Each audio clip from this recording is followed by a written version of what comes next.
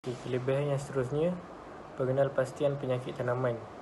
Teknologi remote sensing menyediakan pengedaran maklumat penyakit dan perosak secara spesial di kawasan yang luas dengan kos yang agak rendah. Dengan bantuan imej satelit dan teknik analisis, spesial kawasan yang dijangkiti tanaman dikenal pasti seperti milibak, panhooper dan whitefly untuk mendapatkan gambaran keseluruhan untuk menilai kawasan yang berpotensi dijangkiti. Remote sensing adalah kaedah pencerapan data permukaan bumi, suatu objek, daerah atau fenomena yang dilaksanakan dari jauh, iaitu dengan menggunakan sensor yang diletakkan pada pelbagai platform seperti satelit, pesawat dan drone. Satelit penderaan jauh, remote sensing, adalah satelit yang mencerap dan mengumpul maklumat permukaan bumi. Pertanian memainkan peranan yang dominan dalam ekonomi negara maju dan tidak maju. Sama ada pertanian mewakili industri perdagangan yang besar untuk ekonomi ataupun hanya rezeki untuk yang kelaparan. Ia memainkan peranan penting dalam hampir setiap bangsa. Pengeluaran makanan adalah penting dalam semua orang yang menghasilkan makanan dalam cara kos efektif adalah matlamat setiap petani, pengurus ladang berskala besar dan wilayah agensi pertanian. Aplikasi pengedaran jauh ataupun dikenal sebagai remote sensing banyak digunakan saat ini. Salah satunya di bidang pertanian, di antaranya untuk memonitor kondisi tanaman, estimate produk, deteksi hama dan penyakit tanaman, mengontrol penggunaan herbisida, penumpukan, kekurangan air dan bahkan pendugaan sifat tanah.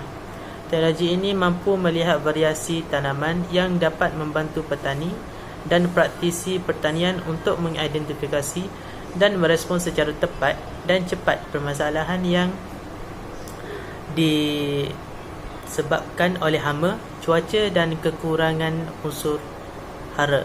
Penderaan jauh iaitu remote sensing dan pertanian berjalan seiring. Kerja asas teknologi ini dengan UAV, satelit dan platform lain adalah hampir sama. Tenaga dalam bentuk cahaya akan bergerak dari matahari ke bumi.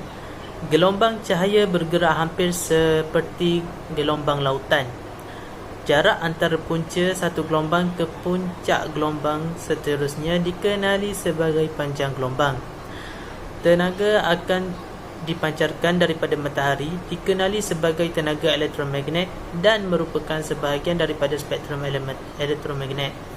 Panjang gelombang yang digunakan untuk aplikasi pertanian meliputi sejumlah kecil spektrum elektromagnet. Apabila tenaga elektromagnet mengenai tumbuhan semasa penderaan jauh, hyperspektral dalam pertanian, satu daripada tiga perkara boleh berlaku. Tenaga akan dipantulkan, diserap atau dihantar bergantung pada panjang gelombang, tenaga dan ciri-ciri tumbuhan itu sendiri. Tenaga yang dipantulkan, diserap dan dihantar boleh dikesan oleh teknologi penderaan jauh. Hubungan antara tiga kejadian menentukan tanda tangan spektrum tumbuhan. Tanda tangan ini unik untuk spesies tumbuhan yang berbeza. Pertanian penderaan jauh membantu mengenal pasti kawasan tertekan dengan menentukan tanda tangan spektrum tumbuhan yang sihat. Apakah kelebihan menggunakan remote sensing dalam pertanian? Kelebihan pertama, penjimatan dalam pertanian. Penggunaan pesawat tanpa pemandu atau unmanned aerial vehicle atau nama pendek UAV dalam pertanian akan dapat membantu dalam menjimatkan masa dan kos. Sebagai contoh, petani kini dapat memantau kesihatan hasil tani mereka dengan hanya menggunakan UAV. Petani juga dapat membuat analisis yang tepat berkenaan penggunaan baja sekaligus menjimatkan kos membeli baja tersebut. Di samping itu, penggunaan UAV seperti drone ini boleh meningkatkan efisien dalam memantau kawasan dan pencerobohan terutama pada kawasan pertanian yang berkeluasan besar. Kelebihan yang seterusnya, indeks tumbuhan perbezaan normal atau Normalized Different Vegetation Index atau nama pendek NDVI.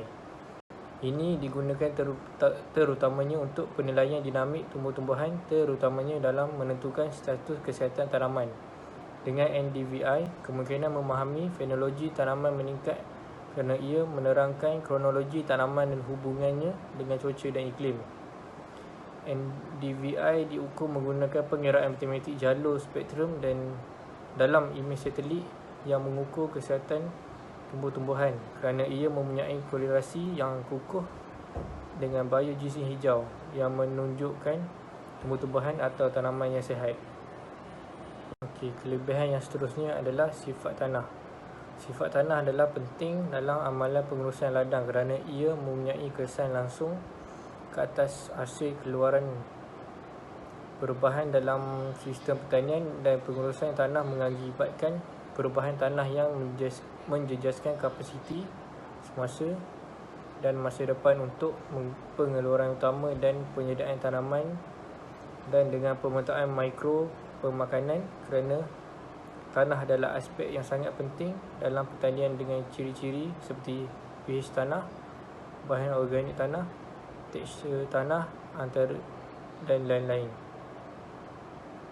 Ciri-ciri ini membuatkan kesimpulan maklumat tentang keadaan tanah dengan memerhatikan apa yang berlaku di permukaan dari segi pertumbuhan tumbuh-tumbuhan. Sebaliknya, kandungan air yang terdapat dalam tanah merupakan faktor yang sangat penting yang diambil kira oleh pemetaan kelembapan tanah. Pengenalpastian penyakit tanaman. Teknologi remote sensing menyediakan pengedaran maklumat penyakit dan perosak secara spatial di kawasan yang luas dengan kos yang agak rendah. Dengan bantuan imagen satelit dan teknik analisis spatial, kawasan yang dijangkiti tanaman dikenal pasti seperti mealbulb, planthopper dan whitefly untuk mendapatkan gambaran keseluruhan untuk menilai kawasan yang berpotensi dijangkiti. Aplikasi remote sensing dalam pertanian. Remote sensing ialah pemerolehan maklumat tentang objek atau sebarang fenomena tanpa membuat sebarang sentuhan fizikal dengan objek tersebut. Ia adalah fenomena yang mempunyai banyak aplikasi termasuk fotografi, buku, geologi, perhutanan dan banyak lelaki. Tetapi dalam bidang pertanian, penderiaan jauh telah menemui kegunaan yang ketara. Terdapat banyak aplikasi penderaan jauh dalam sektor pertanian. Berikut ialah ringkasan aplikasi ini. Aplikasi remote sensing yang pertama adalah ramalan pengeluaran tanaman. Penderaan jauh digunakan untuk meramalkan jangkaan pengeluaran dan hasil tanaman di kawasan tertentu dan menentukan berapa banyak tanaman yang akan dituai dalam keadaan tertentu.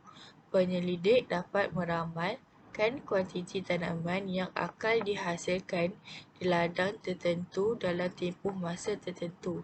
Aplikasi yang kedua adalah penilaian kerosakan tanaman dan kemajuan tanaman. Sekiranya berlaku kerosakan tanaman atau kemajuan tanaman, teknologi penderaan jauh boleh digunakan untuk menembusi tanah ladang dan menentukan dengan tepat berapa banyak tanaman tertentu telah rosak dan kemajuan tanaman yang tinggal di ladang. Aplikasi remote sensing yang seterusnya adalah pengenalan tanaman. Penderaan jauh juga memainkan peranan penting dalam pengecaman tanaman, terutamanya dalam kes di mana tanaman dalam pemerhatian adalah misteri atau menunjukkan beberapa ciri misteri. Data daripada tanaman dikumpul dan dibawa ke makmal di mana pelbagai aspek tanaman termasuk budaya tanaman dikaji. Seterusnya, pengenalpastian tarikh penanaman dan penuaian. Kerana sifat ramalan teknologi penderaan jauh, petani kini boleh menggunakan penderaan jauh untuk memerhati pelbagai faktor termasuk corak cuaca, jenis tanah untuk meramalkan musim penanaman, penuaian setiap tanaman. Yang kelima, mengenal pasti serangan perosak dan penyakit. Teknologi remote sensing juga memainkan peranan penting dalam mengenal pasti perosak di tanah ladang dan memberikan data tentang mekanisme kawalan perosak yang betul untuk digunakan untuk menyingkirkan perosak dan penyakit di ladang. Yang keenam, anggaran kelembapan tanah. Kelembapan tanah boleh menjadi sukar untuk diukur tanpa bantuan teknologi penderiaan jauh. Penderiaan jauh memberikan data kelembapan tanah dan membantu dalam menentukan kuantiti kelembapan dalam tanah dan seterusnya jenis tanaman yang boleh ditanam di dalam tanah. Yang ketujuh, pemetaan tanah. Pemetaan tanah adalah salah satu penggunaan remote sensing yang paling biasa tetapi paling penting. Melalui pemetaan tanah, petani dapat mengetahui tanah yang sesuai untuk tanaman yang mana dan tanah yang memerlukan pengairan dan yang mana tidak. Maklumat ini membantu dalam pertanian ketepatan. Yang ke-8, pemantauan perubahan iklim. Teknologi remote sensing adalah penting dalam memantau perubahan iklim dan menjejaki keadaan iklim yang memainkan peranan paling penting dalam penentuan tanaman apa yang boleh ditanam di mana.